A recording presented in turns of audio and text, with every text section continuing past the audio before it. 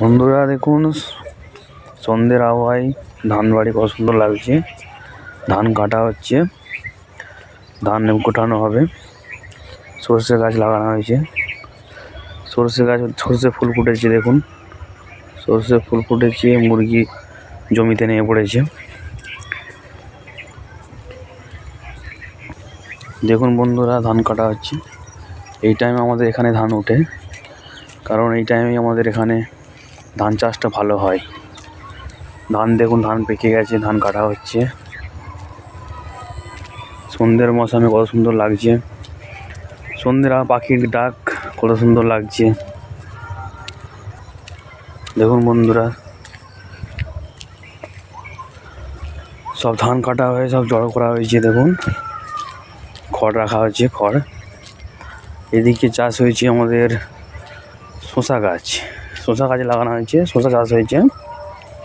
আপনারা দেখতে পাচ্ছেন, দেখুন শসা গাছ হয়েছে। শসা গাছ কত সুন্দর লাগছে। শসা গাছটা, শসা ফুল ফুটেছে। শসা হয়েছে কিন্তু দেখতে পাওয়া যাচ্ছে না এখন, ভিতরে শসা আছে মনে হয়। দেখুন আপনারা,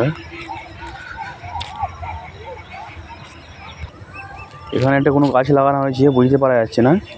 এটাও একটা কোনো চাষ হয়েছে, কিন্তু কোনো বোঝা যাচ্ছে না। এদিকটা পুরোপুরি বোঝা যাচ্ছে শসা গাছ হয়েছে, ওদিকটা বন রয়েছে, ওদিকটা এখনো চাষ হয়নি।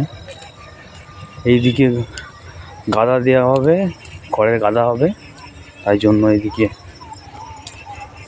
বাঁধা হয়েছে, বাঁশ দিয়ে ঘিরে বাঁধা হয়েছে। তার সাথে খড় রাখা আছে, খড়গুলো তোলা হবে ওখানে। এইদিকে মনে হয় আবার ধান লাগাবে। দেখুন আবার এইদিকে কেমন মাটি লাঙল দেওয়া হয়েছে, এদিকে চাষ হবে, আবার ধান লাগানো হবে নতুন করে। এদিকে নতুন ধান কাটা হয়ে গেছে, ধানের গোড়া দেখতে পাওয়া যাচ্ছে। খড় মাঠে ভর্তি, সব খড় পড়ে আছে। ট্রাক্টর দিয়ে সব ধান কাটা হয়েছে। আপনারা তো জানেন এখন সব ট্রাক্টরের সিস্টেম বেরিয়েছে, ট্রাক্টরের সাথে ট্রাক্টরে করেই সব ধান কাটা হচ্ছে। এদিকটা জল দিয়ে দিয়েছে, জলের সাথে জলটা হলে মাটি গরম হবে, মাটিটা নরম হবে, তার সাথে আর ধানটা ভালোভাবে লাগানো যাবে, তাই জন্য একটু জল দেওয়া হয়েছে।